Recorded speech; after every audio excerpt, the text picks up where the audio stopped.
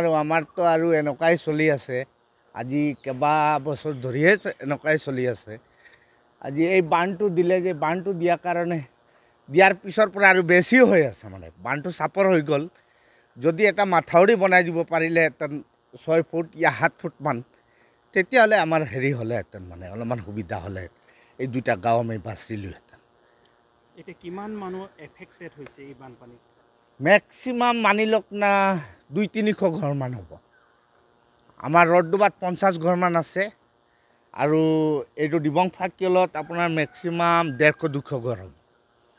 যিহেতু নিখাই বানপানী আহিলে এতিয়াও ৰাইজ আবদ্ধ হৈ আছে নেকি পানীৰ মাজত আবদ্ধ হৈ আছে আপোনালোকে চাবও পাৰিব নিউজৰ মাধ্যমে আপোনালোকে চাবও পাৰিব গোটেই গাঁও ডুবি আছে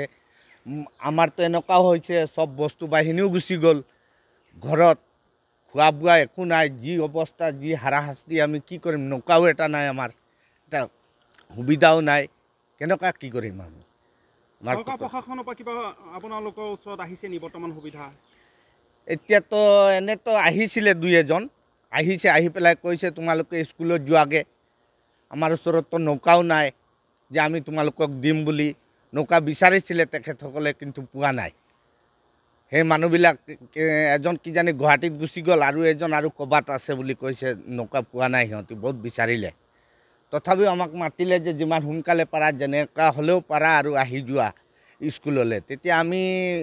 ধৰি লোৱা না 30জনমান মানুহ গৈছোঁ স্কুললৈ আৰু বাকীখিনিতো চব তেনেকৈ ঘৰতে আছে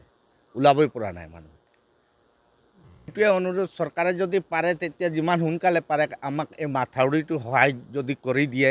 ইমান ডাঙৰ বান যেতিয়া বনাই দিলে তেতিয়া মাথাউৰিটো যদি 8 ফুটৰ বনাই ছাইডত ব্লক লগাই দিয়ে তেতিয়াহ'লেতো আমাৰ সুবিধা হৈ যাব এই 2-3টা গাঁও আমি বাচি যাব পাৰিম নহ'লে আমাৰ এই বছৰত 2বাৰ 3বাৰ এনেকুৱাই মানে ডুবিয়ে আছোঁ আজি যোৱা বছৰৰ পৰা 3বাৰ হৈ গ'ল এইবাৰ 9 মাহ পিছত আকৌ আহিলে বস্তু বাহিনী যিমান আছিলে সব শেষ লাগিলে আপোনালোকে চাব পাৰে ঘৰত সোমায়ো কালিৰ পৰা ৰাতিপুৱাৰ পৰা 6টা বজাৰ পৰা সোমাইছে আমাৰ পথাৰ ফালে মই ৰাতিপুৱা গৈছোঁ তাৰপাছতে আহি কিনি চাইছোঁ মোৰ ঘৰৰ চোতালত পাই গ'লগৈ চোতাল পোৱাৰ পাছতে ভাবিলোঁ সোমাব বুলি লাহে লাহে বস্তুখিনি ওপৰত উঠালোঁ তাৰপাছতে গৈ কিনি ৰাতিখিনি ঘৰতে আছিলোঁ টকাটোত আৰু গাঁৱৰ মানুহো আছে ঘৰতো নিজৰ নিজৰ ঘৰ এতিয়া দেখিছে চব ঘৰ দুৱাৰ চব ডুবাই গ'ল সেইকাৰণে এজন এজনকৈ ওলাই আহিছে আৰু গৰু ছাগলীকেইটা আবদ্ধ হৈ আছে মানুহখিনিও আবদ্ধ হৈ আছে ৰ'দৰ মাজতে ৰাস্তা কিনাৰৰ যিখিনি এক বুকু পানীত এতিয়া আমি বৰ্তমানে গৰু ছাগলী লৈ আহিছোঁ মানুহ লৈ আহিছোঁ এইটোৱে ক'ব পাৰিম হয় কিমান মানুহ ইয়াত আবদ্ধ হৈ আছে এতিয়া বৰ্তমান আছে ৰ'দ বহুত মানুহ আছে গোটেই গাঁৱৰ মানুহখিনি এইফালে আছে তথাপি কিমান ঘৰ হ'ব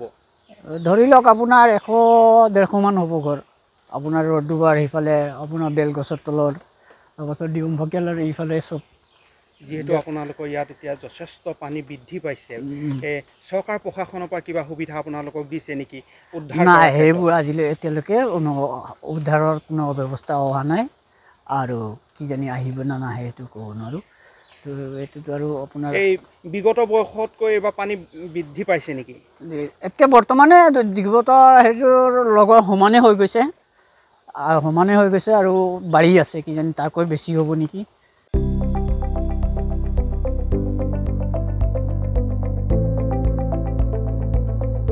NB নিউজ